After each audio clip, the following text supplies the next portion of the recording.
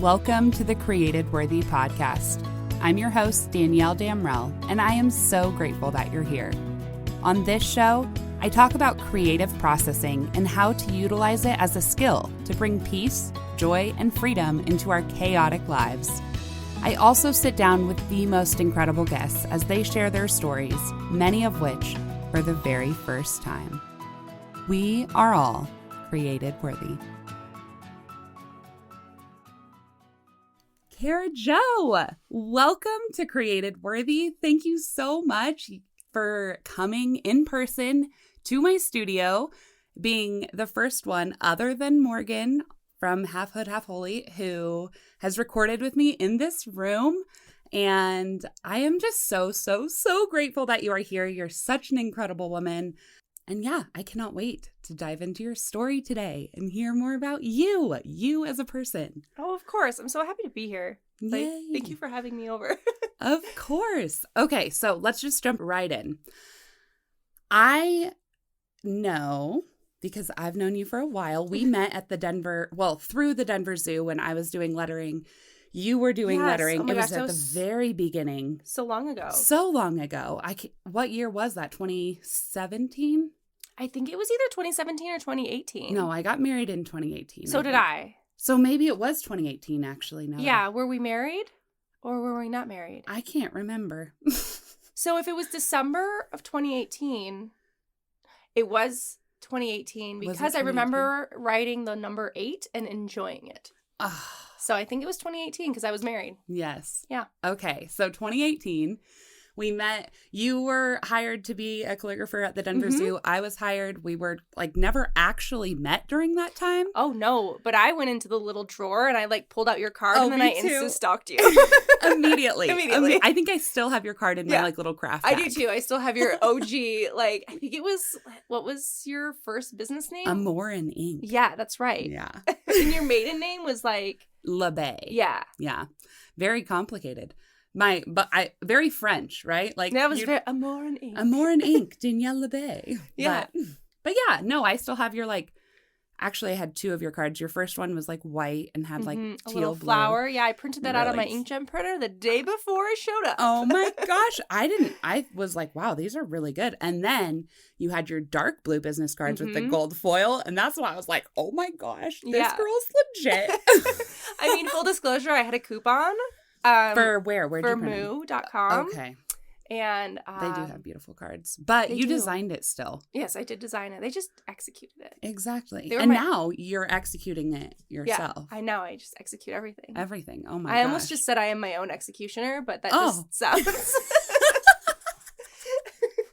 Hi, I am my own executioner. You're like, hi, I'm Cara Joe, and I am my own executioner. That's basically it. See, who needs a bio? Right. There we go. There you go. I have an idea and then I execute it. Yeah. I am my executioner. Exactly. Oh my gosh, that is so funny. Okay, so we met in 2018, or actually probably 2019. Yeah. Because it was after the whole It was way after. I feel like, I don't remember when I met you in person, but I feel like the first time I met you in person, it wasn't oh my God, I'm meeting a new person. It was I just was continuing a conversation with you just in person. Yes, we were definitely we became friends on Instagram. Oh yeah, Insta friends. Yes, exactly. And we were both doing similar things, but very different. Yeah. I was still figuring out what the heck I was doing. I figured out very quickly that paper goods is not what I wanted to do at all. Yeah, paper goods is exactly what I want to do. Exactly, and that's what you're an expert at now. So you've built this beautiful business, and I would love to know your favorite thing. This is kind of a weird question, okay? It's your favorite thing about yourself. Okay. That most people don't know about. Or let's just say that Instagram world doesn't know. Ooh, Instagram world doesn't know. So I'm pretty open on Instagram. Yeah. I try to be my most authentic self on Instagram, but I am a crippling perfectionist when it comes to the work that I create. If I create something that isn't perfect, it's not just a reflection of my business, but it's a reflection of my client's event, for example, a wedding. If their guests get something that's not perfect, that's a reflection on the couple, right? And then that's also a reflection on myself. as like a business and then as a person. I mean, I'm also like a hot mess express at home. Like there are coffee cups from like 10 days ago in my room that my husband's like, oh, are you still using that? And I'm like, yes, it's just graduated to a pink cup now. Like, but the things that I create have to be perfect, and I will, like, without a doubt, send something back for a reprint if I think it's not perfect. But I won't ever really, like, I won't tell my client, like, oh, I got something that was imperfect, I'm going to get it reprinted, because I like to pride myself in, like, just giving them the perfect thing, and then they just receive that. Right. They don't need to know the hot mess express that sometimes happens behind the scenes. I will, like, there was one time when my printer wasn't printing something straight.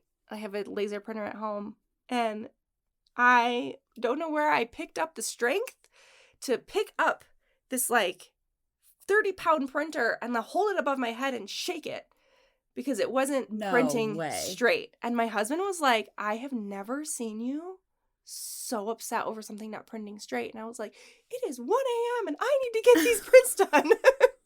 And he's like, okay, that's fair. And then I, like, calmed myself down. Yeah. Did it work? And then it worked.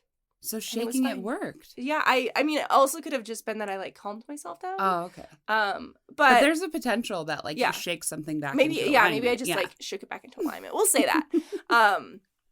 But yeah, I am a perfectionist to a fault, and it sometimes just, like, takes me a little bit longer to do things because of that, so...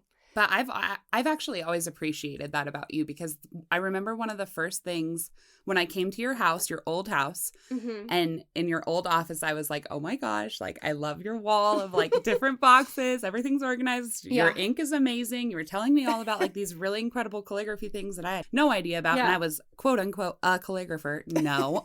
That's why I was like, no, I'm just a lettering artist. Like, give me a marker.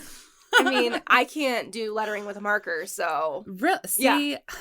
Can't do it. That's what makes the world so beautiful. Yeah. Is, like, our differences, and we're still both able to create beautiful things. But anyway, back to, you were doing maybe vows. Does that sound right? And that does sound right, yeah. You were writing it, and you had shown me, you had already done it twice. You were like, oh, yes. I have to do this at least once, if not 2 more times. And I was like, I'm losing my mind for you. Yeah. But you were so excited and happy about it. Like, you were, I mean, you were like, I will not give it to them unless it is up to my quality of perfection. Yeah. And I was like, you know what? That is actually such a beautiful and admirable quality. Although I know, being the person, like, having OCD myself, how freaking annoying it can be. Because you're like, it takes for freaking ever. Yeah. But look at the result, right? Yeah. Like, look at the end result. And that quality and that, like, attention to detail is what has driven you to be able to continue to create in even bigger and better and more amazing ways. Like, you don't do just paper now. You do everything. Everything. And my attention to detail is, like, sometimes it's a little over the top. Sometimes I annoy myself with it.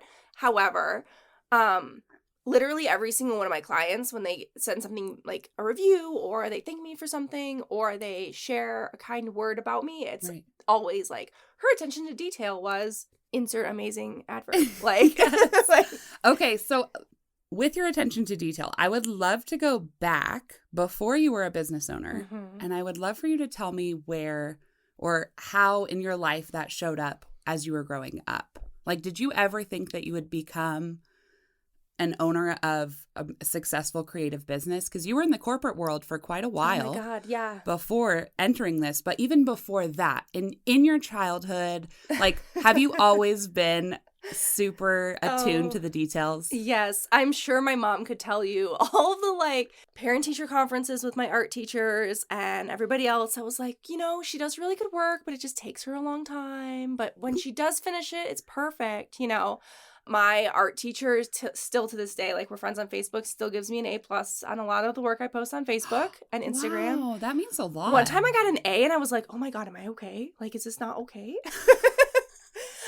No, but really, like, it's really cool that he still gives me No, that kind of advice. A+. I feel like getting advice, especially from people who knew you when you were younger, like, as an adult, it feels so good. It does. Because you're like, wow, you noticed me. And like Yay. you've seen me grow. Exactly. But I think I was in high school in art class, and we were doing these perspective drawings of the hallway. And I like, oh. So you had to like draw from a hallway in perspective. And it was like, I think it was a 3-point perspective drawing in graphite, 18 by 24. I still have it. I remember it vividly. And I was like, well, I have to sit in the exact same spot every day because I'm going to be drawing this every single day. And I took a Sharpie and I drew on the wall the exact center of where I was sitting so that every day when I was going back to draw, I would sit there. And like somebody was like sitting in my spot and I was like, excuse me, like this is my spot. Like I'm drawing it from this spot. Like I need you to move. And they're like, no. And I was like, you're going to mess up my drawing. Like, get out the spot. My gosh. But you know what? Like that picture, like that drawing, like hung in my high school for all 3 years that I was there. Really? I used to do these like insanely intricate paintings of color gradients. So I have like a highly attuned sense of color. And like, it's insane. Like I can like look at a pink and tell if it's too blue or too yellow or whatever. And my husband's it's like, a gift. He's like, you I don't know, like it's pink. A really specific gifting Yeah. then. Oh my god. So my art teacher in high school saw this and he was like, you should explore this more. And so I would do these like, it was just tempera paint squares and they were 1-inch squares. And I think the paintings were 24 by 24 inches. And so imagine a 24 by 24 inch. That's big. It's huge, right? But it would be like, I would go from red to orange or red to yellow with orange in the middle. Like sideways, diagonal? Like diagonal. And it would be this like exactly perfect gradient to the point where you couldn't tell there was a grid. And then he was like, that's really cool, but now do it with 3 colors. And I was like, okay. And he kept like challenging me to do all these things. And then, I mean, I hand painted each of those damn squares like, with a little perfect. Right. Did you like do the calculations? Like, no, I did it all by eye. Okay. That's amazing. Now your husband would do the calculation. No, yeah, my husband would be like, well, it looks like you need 1% more of yellow. And I'm like, no, that doesn't look right. But, you know, then my art teacher had me blow it up.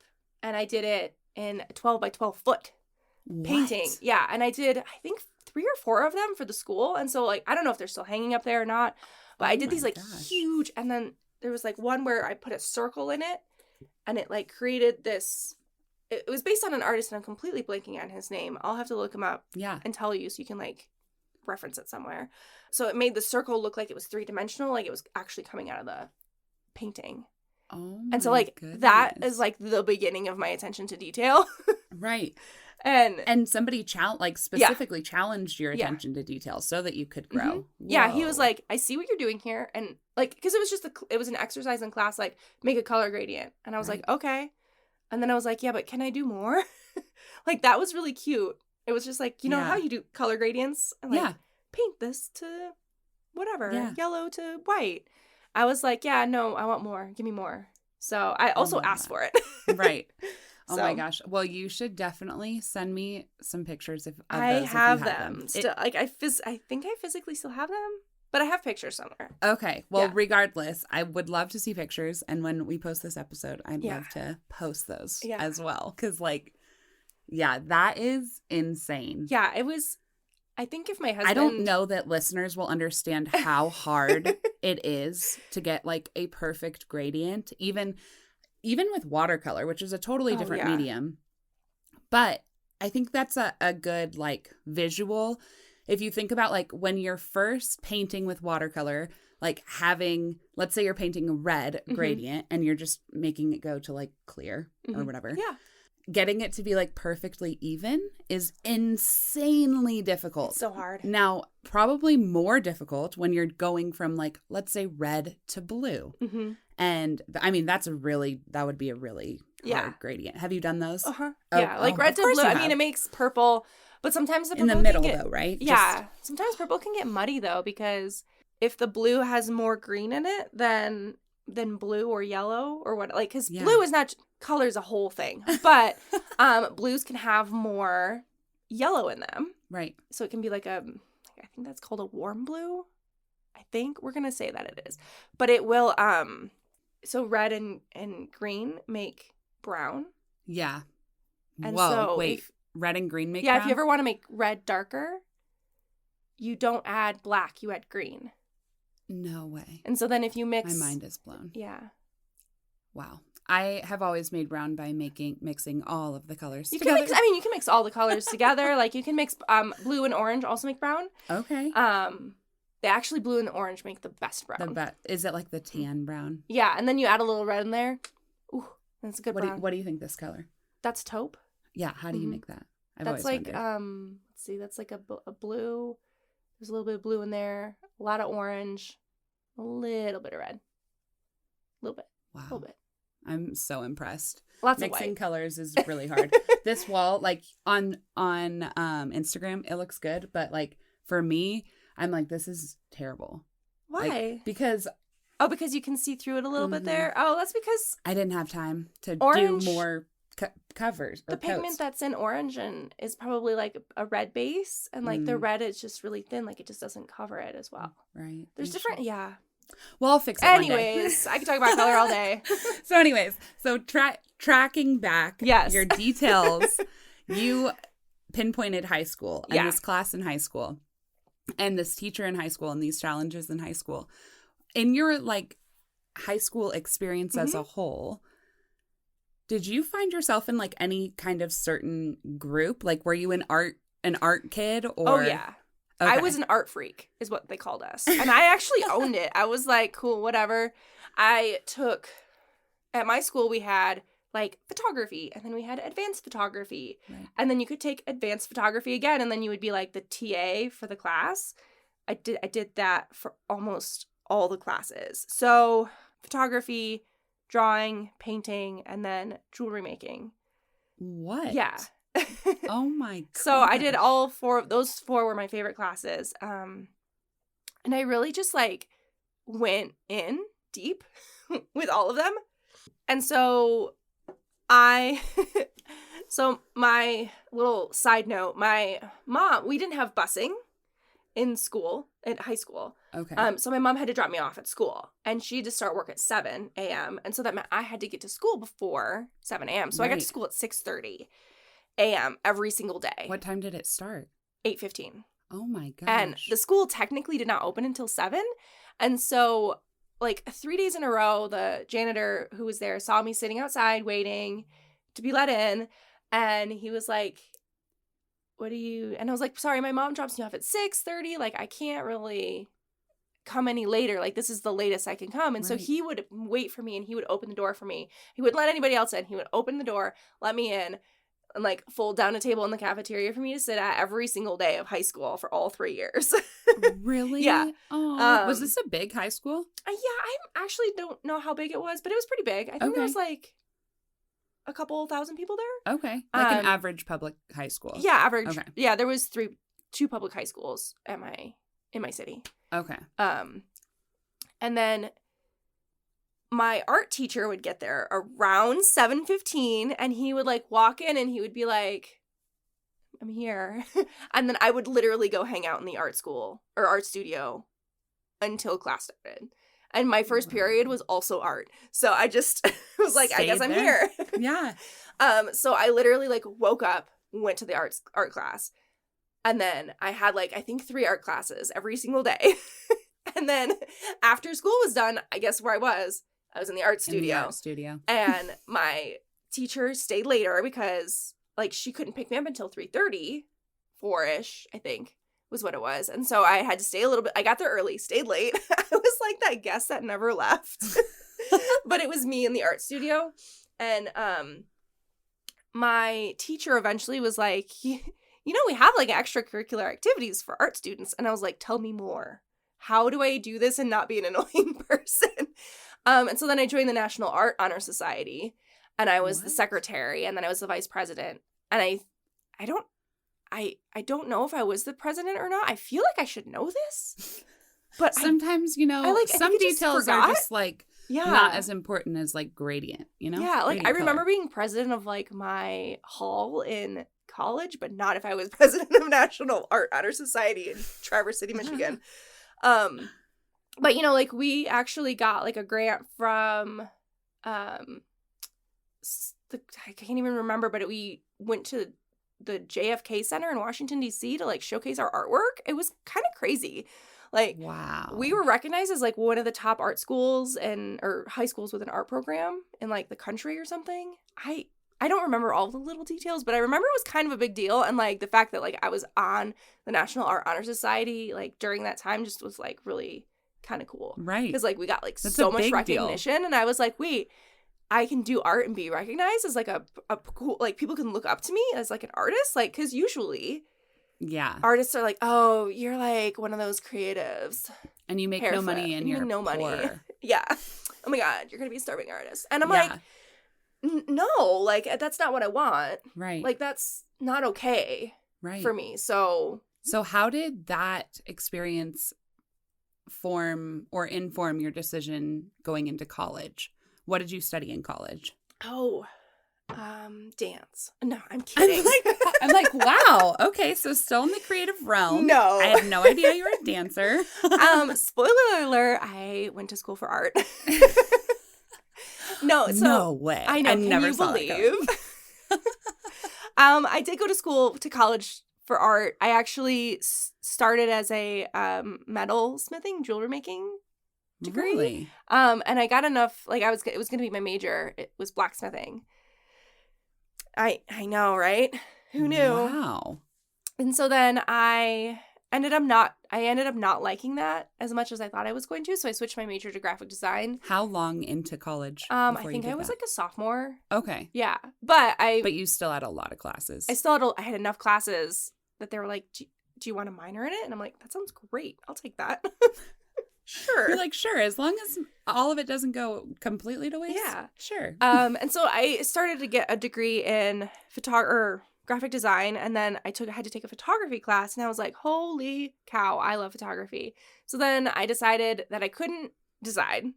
Like, I literally could not decide which one I wanted to be my major, so I got both.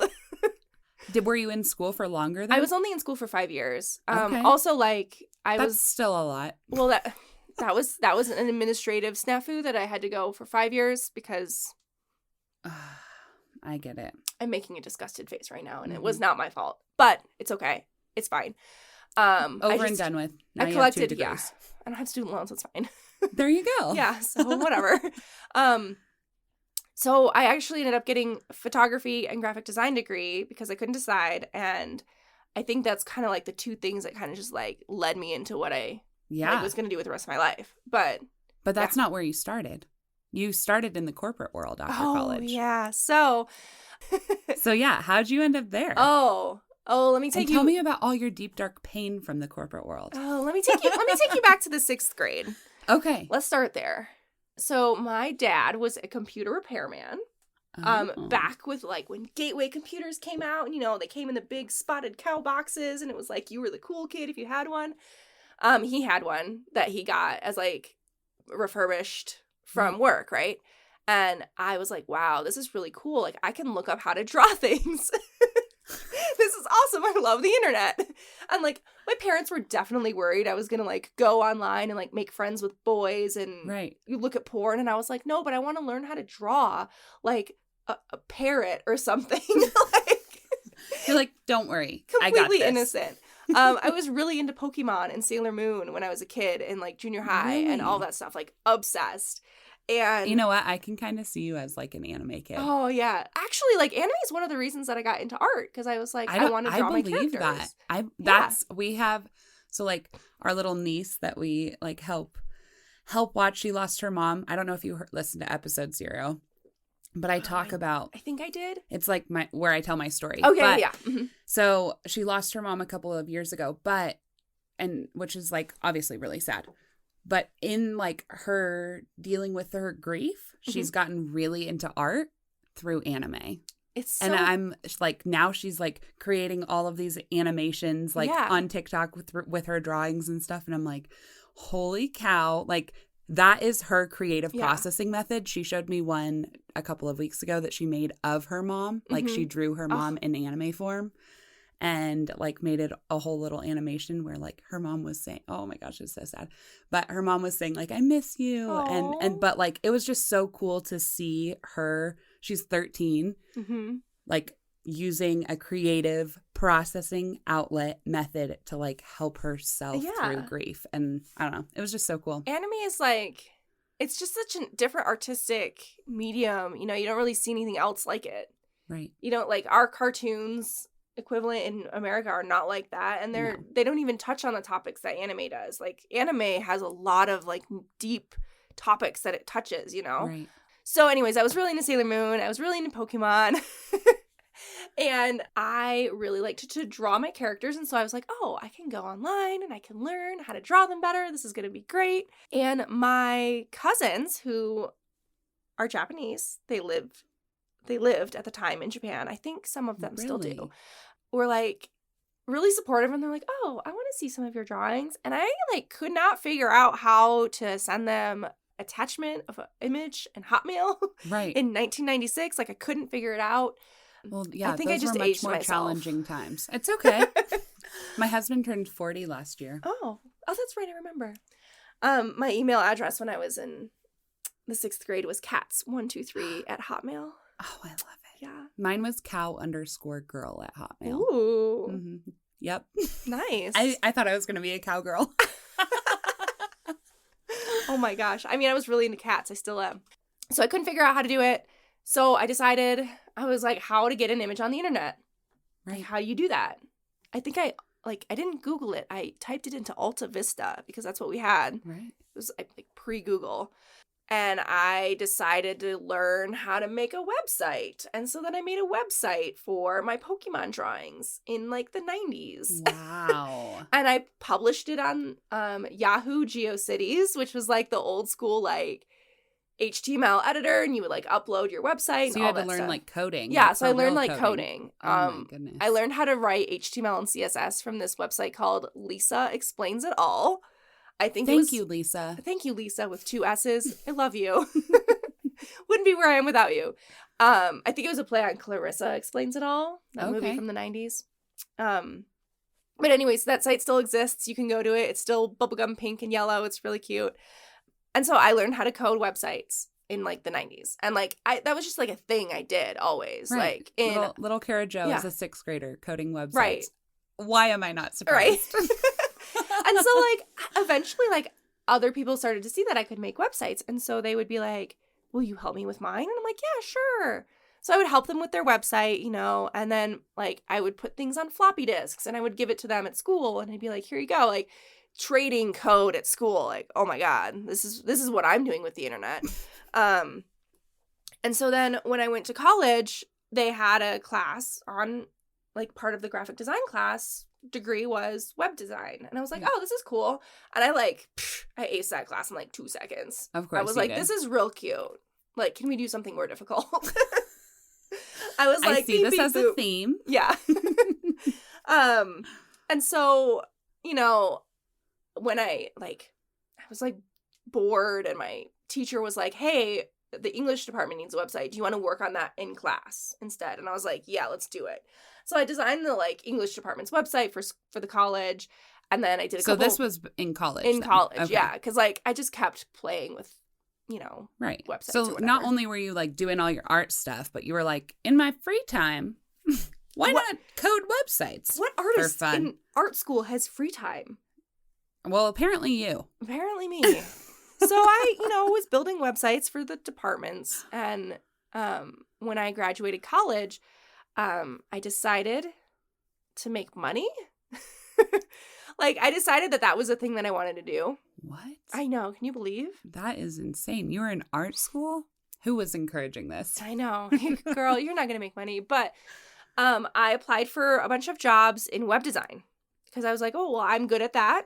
And it uses graphic design. It uses the other things that I like to do. So I was like, this is like a good. And by the time you were going into the corporate world, the internet had exploded. It did. So, yeah. So this was 2007. Right. And so we're like past Google. Google's been in creation. Now Google is a verb. Everybody has. Yeah.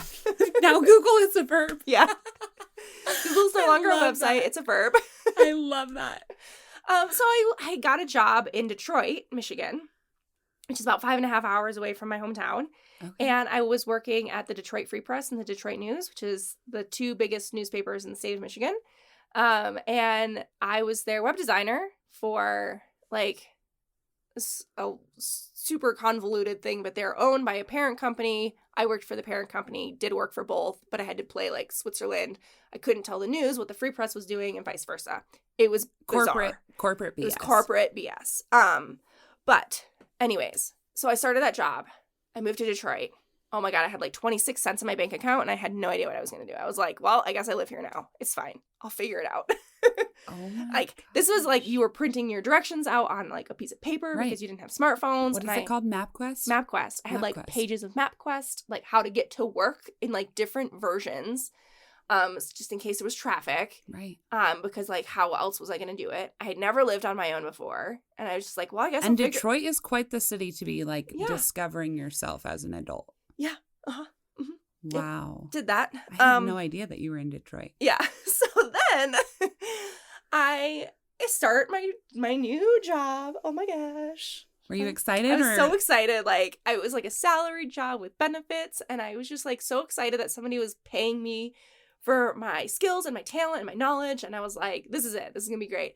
And then they pull me into the office, literally like I'm filling out the HR paperwork. And they're like, you need to come downstairs. You need to come to the office. And I was like, oh my God, I haven't even started. How am I already in trouble? Right. And they're like, so we had a team switch. And so now everybody that's on your team is no longer there. They're on a different team. So it's you, Victor, and Jack. And I was like, I don't know who those people are. Are those people? Like, who, what? Right. And they're like, yeah, so Victor's like system admin. And I was like, what's a system admin? Yeah, I would have. Yeah. And then they're like, and then Jack is the web developer. And I was like, what's the web developer? You're like, what language are you speaking? I'm like, oh, okay. And they're like, and so then you're going to be the main web designer. So you're going to be doing HTML and CSS, and you're also going to have to learn Drupal. And I was like, I'm sorry, bless you. What's a Drupal? Like, like literally and they're like, so do you still want the job? And I was like, yeah, no, I literally moved here for this. Yeah, I want the job. Can I go finish my paperwork now? I'll figure it out.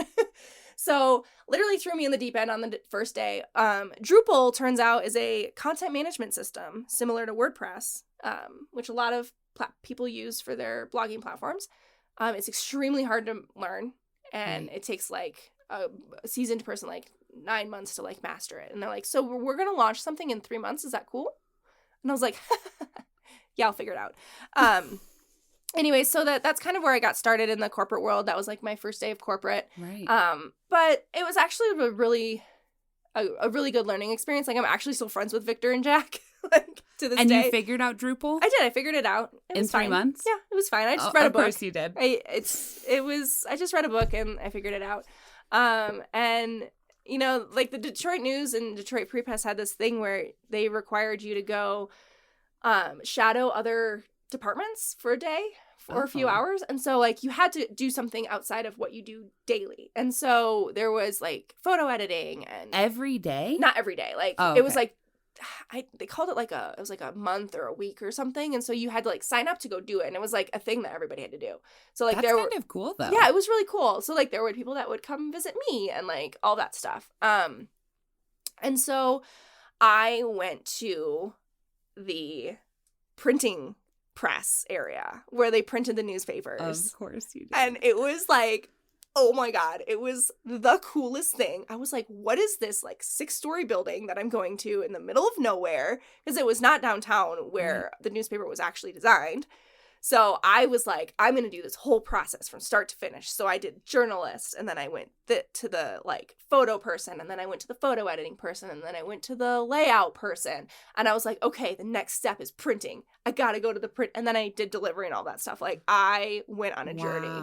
Like I set other people were like, well, I'm going to go photo editing. Bye. Peace. That's probably such a like huge part of why you were able to transition so well into what you are doing now. Yes. And how you've been able to like evolve, because this like desire to continue to push yourself and learn more is so deep within you. It's shown up in your life. I have the goosebumps talking about this. That's crazy. But like it is so inspiring to hear even just that like one piece of your corporate journey, because like you didn't just do it because you had to do it. Right. You did it with intention and you learned and you carried that into the next phase of your life, the next season. And you continue to carry all of these lessons like into these next seasons of your life and have worked really hard to get to where you're at. And so, I just had to stop and say that because like that's a really big deal that you didn't just take it like, whatever. You're like, no, I'm here to learn. Like, I know I'm a web developer or I'm a web designer, but can be more than that. I want to learn more than that. And this isn't my end. Yeah. So that's really cool. And like at the printing place, they did like a proof and I was fascinated by it because it was in 4 colors. So CM, Y, and K. So cyan, magenta, yellow, and black. And is that what that stands for? CMYK? I'm actually wearing CMYK, CMY, yes, and you RGB are. earrings. We have to take a picture before you leave. Oh my gosh. So those 4 colors is like just the printing colors that they use in the press or whatever. Okay. I'm not going to bore everybody with those details, but they were doing a proof to make sure that they were getting the right alignment and the right coverage and all that stuff. And I was fascinated by it. I was like, oh my God, this is so... And they had like a Pantone book and they're like, yeah, well, we're trying to match this color, but we can't really do it. And I was like, well, you're adding too much yellow. And he was like, what? And I was like, yeah, that's clearly too much yellow. That's why that skin tone looks so funky. Like, and he goes, oh my God, yeah, you're right. And I was like, yeah, so you just need to like tone down the yellow and you'll be fine. And he was like, who are you? Right. But that goes back to that like acute sense of color. Right. And so I was just fascinated by that. And so then I, in pure Cara fashion, went home, Googled the printing process, and I came about letterpress. And so and then I went all the way back in time to like the invention of printing, like I went deep and I like read books and it was like the coolest thing. And then I was like, oh, I want to see letterpress. And I typed in letterpress Detroit. And there was like a cute little letterpress printing shop like around the corner. I was like, well, I'm going to go see that. And so then I went there. I was like, this is really cool. I have a print from there still. And I was like completely fascinated by it. And I was like, I want to do this someday. I want to do this. This is dope. And I want it. And like a thing that you need to know about me, and maybe this is also not an Instagram thing that people don't know. It's a not Instagram thing that people don't know. Wait, no. A thing that my Instagram followers don't know about me. There we go. That's perfect. It's when I want something, I get it. Yeah. Like, you will do what it takes. I will get it. It's not like, oh my God, like I get what I want. No, like I want something, like I am going to go get it. The end. There's no, like, no is not an answer for me. So anyways, I was like, I'm going to get that someday. Someday could be whenever. Like, honestly, like there was no timeline set on it, whatever. Life moves and the way you just knew in the back of your mind, at some point I'm going to get a letterpress. Yeah. The end. Which is like such an obscure thing to be like, one day I'm gonna get a letterpress. Yeah, just one day. It's fine. I don't know when. A huge machine that's like really heavy and like insanely like kind of a rare find at this point. Nobody uses. They don't make them anymore. Yeah, people use letterpress. Like everybody loves anything that's letterpressed. And if you don't know what a letterpress is, it is. Go ahead and take it. So a letterpress is a type of printing where the type and design is pressed into paper, usually like a cotton paper or a paper that has like natural fibers in it or a little bit thicker, so that when you touch it, you can actually feel the indentation of the type and the design on the paper. And it's beautiful. And there's no other way that you can do it. You cannot digitally replicate it. You cannot like etch it with a Glowforge or whatever. Like there's no other way to do it besides using a plate, paper, and pressure. Right. So everything is like under intense pressure, and it's like very accurate and very like precise in the way that it's done. So it's really cool. Yes. So we will get back to Cara's letterpress vision in a minute. Yes. But for now, you were still working in Detroit. Yep. You were exploring all the different areas of this newspaper. Yeah. You found out about letterpress. At what point were you, one, like, I'm going to move to Colorado, and two, like, I'm not going to work for a company anymore?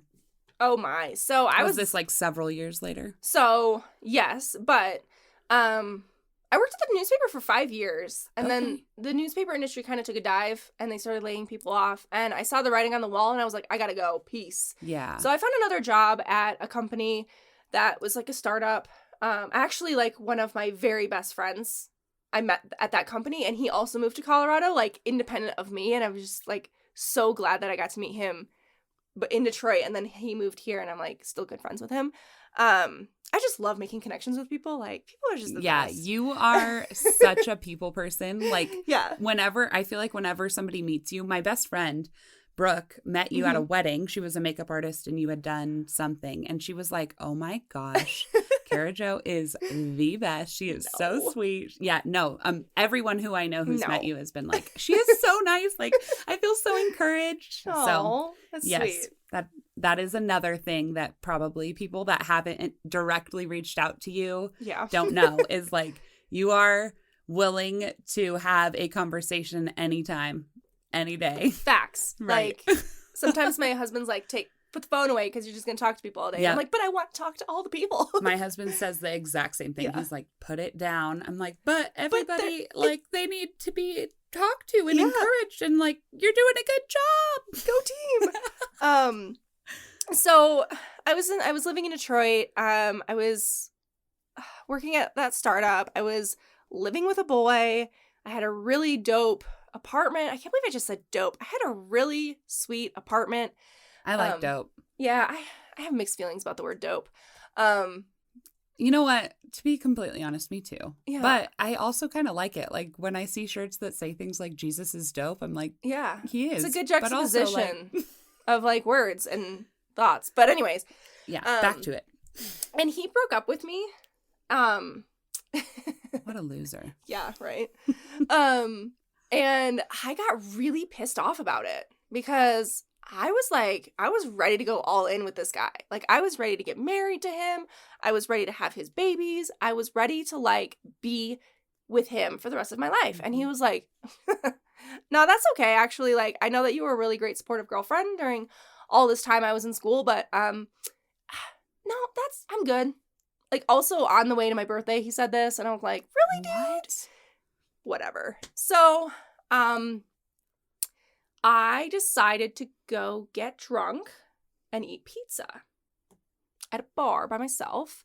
And I had been reading this book called Startup Communities, and I had not even gotten past the, like, intro.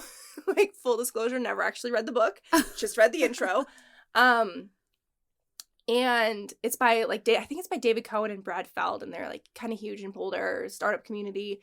In Boulder. Yeah, in Boulder. Okay. And but you were still in Michigan. I was still in Michigan. Okay. And one of my friends, like, was at the bar, and he was like, oh my God, are you okay? And I was like, yeah, no, I'm really mad right now. So he comes over to me and he asks me what's wrong, and we start talking, and I'm like, I just don't know what's next. Like, you know, I honestly, like, he was the reason I was going to stay in Detroit if I was going to go anywhere else. Like, this is kind of my opportunity. I'd never lived outside of Michigan. I had never really traveled outside of Michigan. I had run a half marathon in Lake Tahoe at one point, and I was like, holy shit, mountains are cool. I think that could be a fun place to live. Again, in the back of my mind. Right. And so I was reading this book about startup communities. I was reading the intro of the book. And I was like, Boulder seems cool. Like, I guess I could live there. I don't know. Right. And so my friend goes, I used to live in Boulder. Do you want me to put in a good, like, I still know a bunch of people there. And I was like, yeah, that'd be great. Put in a good word for me. And so he's like, just shoot me your resume. And I was like, okay, well, I'm still finishing it, so don't send it to anybody quite yet. But here it is. And he sent it to David Cohen, who wrote that book. And then David sent it to all of the startup people in Boulder.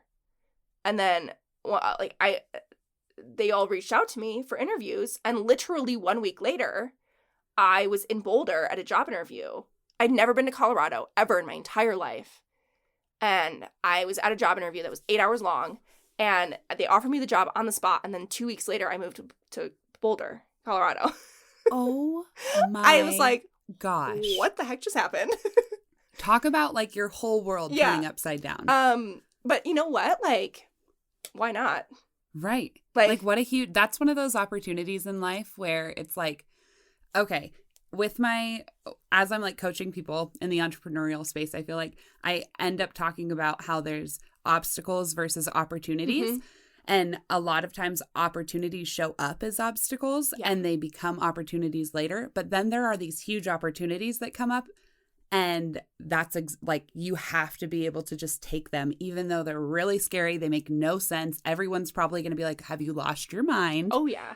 My friends were like, wait, you're what now? You're like Detroit girl. Like, my dad lived in Detroit, so I've spent my entire life there in Traverse City and Michigan. It's like going back and forth. Traverse City and Michigan's? No. Traverse City and Detroit going back and forth my whole life. So, like, I was the Detroit girl. Like, oh. Yeah, that wait, was you're moving to Colorado? What? Why? Right. I was like, I don't know. Why not? And you did it. And I did it. And then, so yeah, where did you start working? I started at this company, and I worked there for, I think almost 3 years. But I met my husband there. He started, and I was like the cute little welcome committee that would make the little graphics. I was their only designer, by the way. Their only marketing designer, web designer. I was also their web developer. I was that person. Yeah.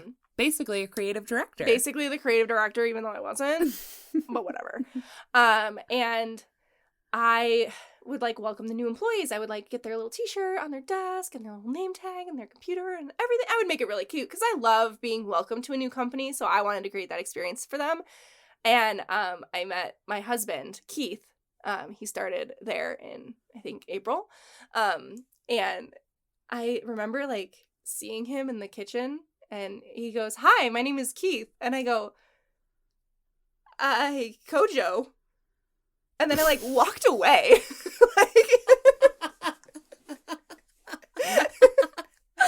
can picture this so well. That is so funny. Like, so there were like 2 entrances to the building and I just like left. I left the building. But like he's like, what's wrong I with couldn't this girl? like walk past him again. I was so embarrassed because he's so cute. I was like, oh my God, your face. And you didn't even know he was a magician by then. I didn't even know that he was like, I call her husband a magician because he can literally make anything. Yeah. Anything. Like to the like perfect, like you should see their cutting boards. Like I'm like, we're a force. Impressed. Yeah. And then you guys together, like it is insane the stuff you guys are able to do. So I was just like, and then I left and I had to like ring the doorbell to come back in. Did he open it? He was in the background and he was like, oh my God. He's probably like, this girl is crazy. We're in Boulder. Is she high? Right? So, you know, like whatever. We like date, go out for coffee, whatever. And then, we just started dating. And then I quit, and then we moved into a house together in Denver. Right. And I worked for a few other companies after that. So I worked for a company in California, and then just like remote work. It was really actually kind of great. My cat really loved it. And then I moved from that company to my last corporate company ever. And I was there for solid 5 years. I started out as just like a cute little web designer, senior web designer, by the way. At this point, like I had made a name for myself and I was like, you not had just enough like credibility to not just like be entry level. Right. Yeah. And I also ran like a nonprofit too that like taught women how to code. So like I was kind of a big deal in the like women web developer world of like teaching women how to code and like providing resources for those who could not afford them to learn. And it was like a whole thing. I'm not even going to talk about that because it's we're going to have to have topic. I'm going to have you come back because like there's so much.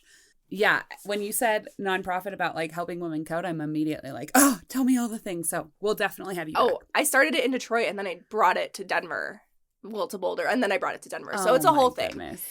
Anyways, so I worked there for a really long time. I had moved up to be this like, what do they call it? I think my title was like director of marketing and e-commerce something. It was so convoluted and long, but basically I was the managing director of marketing for their online presence. So I did a lot of e-commerce user experience design. I did a lot of e-commerce web development and like marketing around getting people to buy things. That was literally my job. Yeah. So coming up with marketing campaigns and then executing them and then also like designing the experience behind them. So it was like this all-encompassing thing, right? And I loved it. It was great. My boss, Julie, she was the literal best thing that ever happened to me. She like pushed me to learn a lot of things like Google Analytics and all this other type of like, you know, learning about how people use the web and like learn this little marketing thing and like all this stuff, like pushing me to learn all that. And I was like, Julie, I don't want to. And she's like, you need to. Oh, and the first time in your life you're like, I don't want to? No. Can you believe? And look at now all those little pieces are so important, right? But I mean, I was really resistant at first. I think it was because I was afraid that like they would hire somebody to do my other job, which I really liked. Yeah. The creative part. But then, you know, they ended up like laying off the entire marketing team. Like, bye.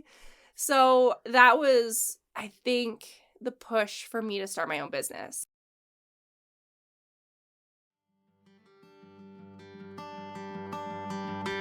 Cara Jo started her own business, and that is where we are going to leave off for today.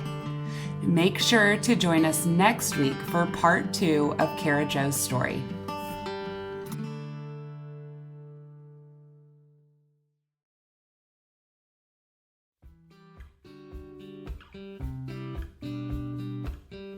Thank you so much for listening to the Created Worthy podcast. If you want to connect more, you can follow along with me over at Danielle Damrell or Damrell Creative Co. on Instagram and Facebook. All the links to today's topics are in the show notes, and you can also find a link to my Patreon, which is where you can help support my mission on this show and keep it going. Ratings and reviews really do matter, so make sure to hook me up with 5-star review. Any less, I would rather hear your opinions over email. So anyway, if this episode resonated with you at all, share the love, send it to a friend, or post it on your social media. But don't forget to tag me so I see it and can share it too. I hope all of you have a fantastic day, and I'll catch you on the flip side.